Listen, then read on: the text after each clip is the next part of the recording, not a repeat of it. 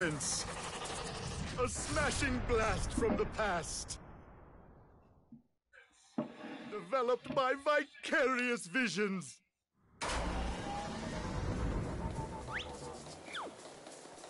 It's Crash Bandicoot!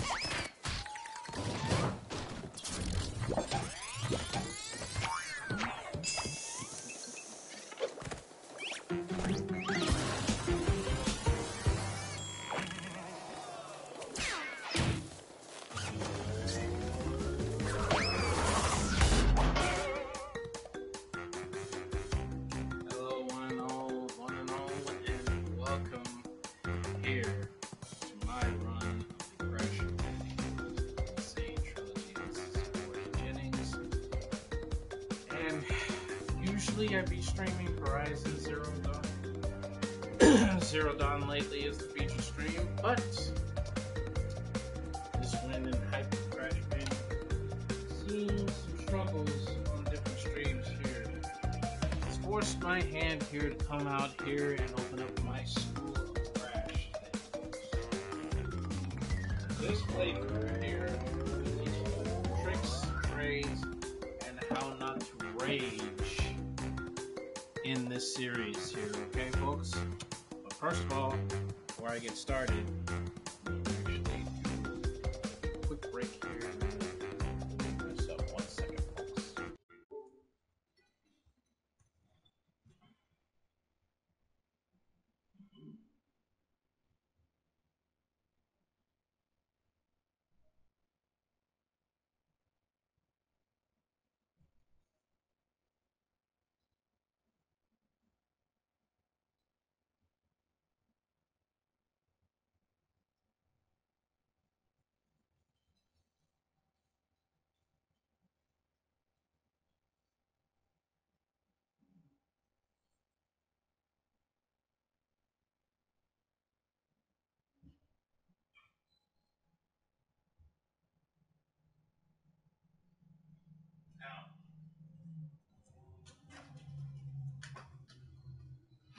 Alright. Apologies for that delay, folks. Now, while there too, it seems to me that a lot of people seem to have this strange idea that, well, this version of Crash is harder than the PlayStation 1 versions. Well, we're going to test that theory while going through the tricks and trades of this series here, folks. Alright? What I have here is a list, and forgive me if it's reversed there, folks. What I have here is a list of my deaths that I have had from my most recent run-through of the original Crash Trilogy PlayStation version that I did over last week. And as you can see, some difficulties, but overall still made it.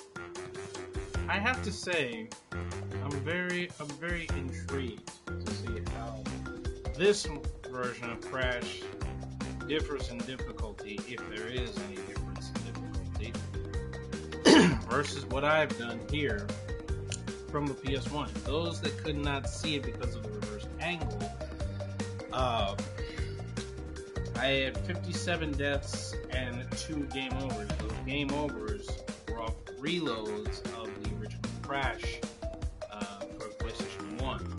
Back then, when you reloaded in the PlayStation 1 version, your lives got reset all the way back to 4, no matter how many you got. And as well as many of you know, bonus rounds are one-shots. What I've seen from footage of Crash, I think Vicarious Visions were much more generous in this version than this one. Now, as for our lesson here today, folks, I'll be running through each stage bit by bit, trying to get gems as early as possible, as well as going through time trials of both the first and second crashes. Okay? Why? Because I like a challenge, and I want to see how their time trials held up there in comparison to the third crash. So, get into it here. Very beginning, folks. As we should. It's Now, Crash Bandicoot! before I get into the start of this game here, let me just give you all some early tips. Crash is not as fast as Sonic, but still requires commitment and momentum. So guys, basically, early tip, don't be afraid to follow through on the full length of your jumps, okay? There are certain spots where you don't need to follow through there, but they'll be painstakingly obvious there as opposed to others, okay? I see a lot of people, they have second thoughts about their jumps there, so to speak, before they go through it. I'm going to show you what happens when you don't have that second thought. Okay? Another thing as well there too. I will be primarily using the directional pad, okay? And this leads to my most important tip for Crash, much less any other game, but Crash especially in particular, which have been spreading all across there since its release there to other streamers. Take breaks, guys. The D-pad will cause some pain on your thumb. I've never known a D-pad not. Okay, this comes from me playing all the way back to the Nintendo Entertainment System. Okay, the original one was that D-pad, two-button controller. Okay, that's hurt. That's hurt your thumbs, folks. It's even worse. It's even worse when it comes to age. That's why it's very important to take breaks. Not only just because of that, but because some levels are just that stressful with Crash. It's the difficulty of it. I'm not going to say Crash is an easy game there that you can just pick up and play. I mean, anybody can pick up and play it there. When you get deeper into the game, though, there you really start to see the platform prowess that was originally developed by Naughty Dog and how it's basically scheming with a lot of people. Alright, but enough talk. Class is in session, folks. And you don't have to worry about spoiling anything for me there because, like I said, I played through the original trilogy. So, basically, nothing you say is going to surprise me nor spoil me for that matter, okay? But, Dr. Cortex, we haven't determined the cause of past failures. Moron! This Bandicoot will be my general. He will lead my Cortex commandos to world domination. This time, I shall reign triumphant.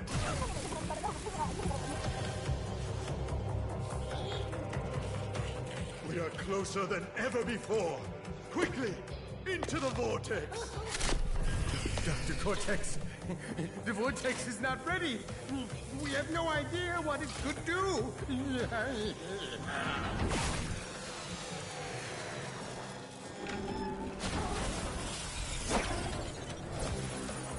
Failure again.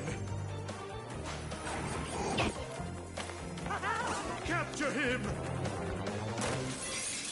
Uh-oh. Prepare the female Bandicoot.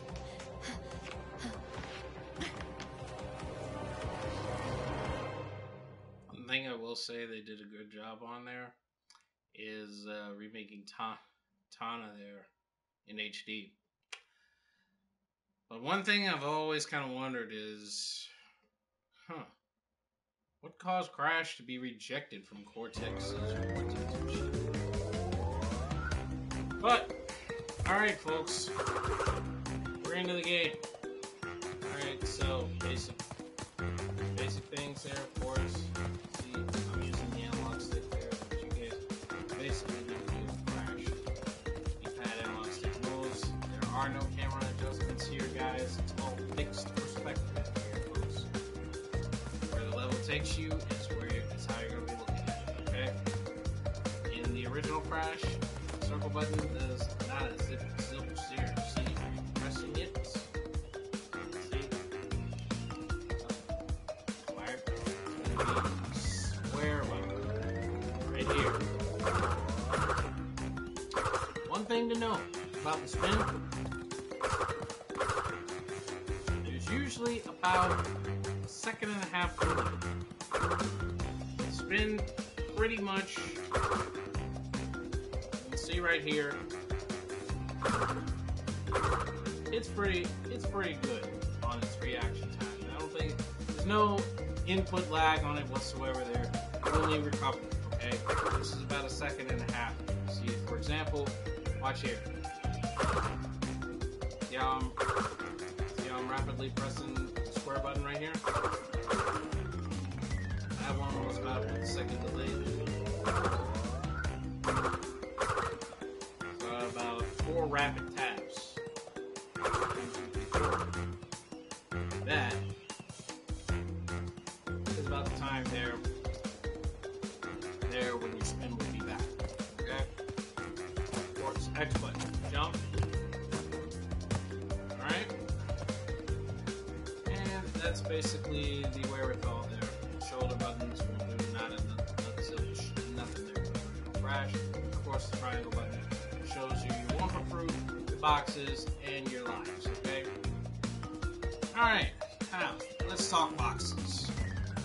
The standard boxes are going to be like that with a question mark or not there, okay? 2 boxes inside it hold 10 Wumpa Fruit. In the original Crash, you had to bounce on the box 10 times to get all 10 Wumpa. Made it a little bit more generous. Watch. 5. 2 fruit per bounce. Yep. Look at there. First life. Welcome.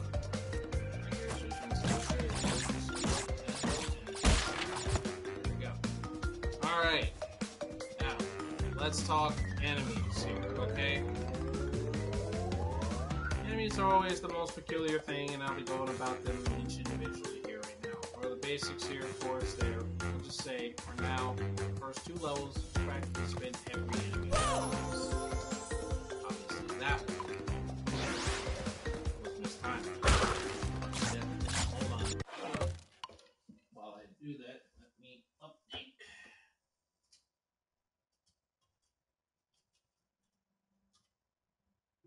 Death counter.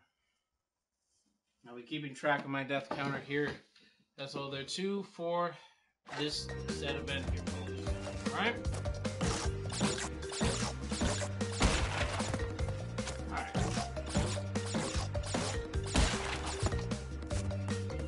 Alright, so let's try this again. There we go. A little bit closer in perspective here. Now, let's talk this one here, folks, alright? Because a lot of people seem to get confused between the masks. The mask here, beside Crash, is named Aku, like evil, except is not so much there. It's actually the impact opposite. He is Crash's protector. This guy here will make Crash invulnerable from dying for 1 hit. More masks you get, the protected crashes up to 3. You'll see what 3 masks can do very shortly. For now, Crash, we're going to hold the guy here for just a moment. Alright, now for these boxes. Spring boxes. They help you in lots of ways here, folks. You can jump higher on them by holding down the X button. Now watch here. This is me without holding the X button here, as you can see. Alright? Now watch what happens when I do hold the X button. Notice how longer it's taking Crash to get down? A lot of people like to misuse that ability